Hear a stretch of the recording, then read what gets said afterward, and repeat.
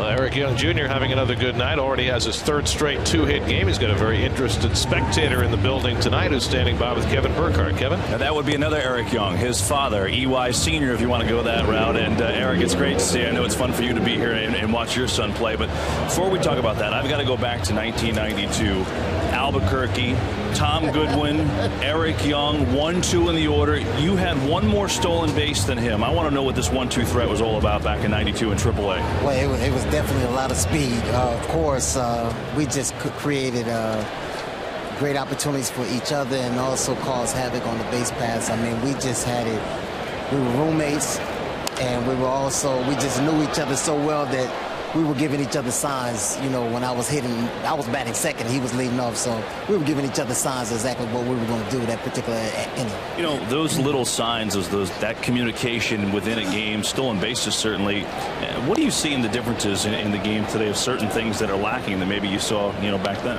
Well, guys had a sense of urgency as far as they wanted to run. They wanted to steal bases back in the day. Nowadays, guys want to hit the long ball. They don't want to play the small ball as much. But that was one thing predicated on our game and our style was to get on base, create havoc. And we knew that was our fast track to the big leagues. And we knew that we would have long careers if we were able to do that. What was it like for you, as you watched Eric kind of grow up and become a young man? Followed in your footsteps at Rutgers, not only baseball but football.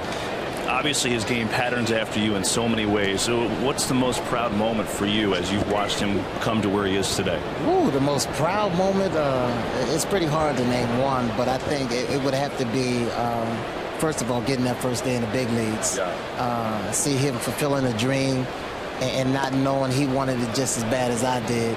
I think getting his first hit, of course, I was able to be there for that.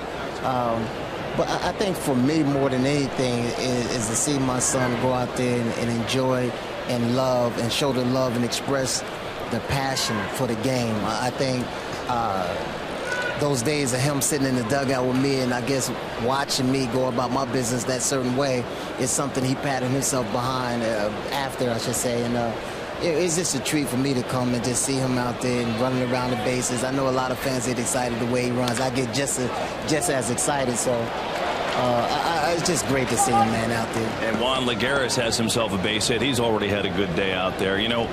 I'm curious what you told Eric because, as I said, he followed in your footsteps. Baseball and football at Rutgers. He had offers to play, just as you did. What made you tell him, hey, baseball is the way to go? Or tell me about the conversation when he asked you, Dad, which way do I go? Do I go football or do I pursue baseball? Well, it's kind of funny, Kevin, because it actually happened in New York. I was playing in New York. He got drafted by the Colorado Rockies, and he had a scholarship to go to Villanova to play both sports. So we turned off all the TV, turned on all the lights, and I said, okay, this is the time we got to have a man-to-man talk. I need to know where's your heart. First of all, where are you at? And he said, Daddy, I want to be a major leaguer like you. And I said, okay, when that's the route we're going to go, we're going to call Villanova up and tell them we're going to decline this scholarship. How did that make you feel when he said that? Oh, my God. I got so emotional that my son wanted to follow the same sport I actually follow. And the fact that I knew the rigors of playing the college level of football and then trying to play baseball as well, trying to play two sports in college and get your degree. So I knew it was very demanding and very hard, something he could do, but I know as far as his body was concerned, I was very happy that he decided to go baseball. All right, the most important question before we let you go, and it's been a pleasure catching up. In a race, we'll say we'll put you both at the same age even. We'll say put you both at the same age in your prime. Who's winning the race?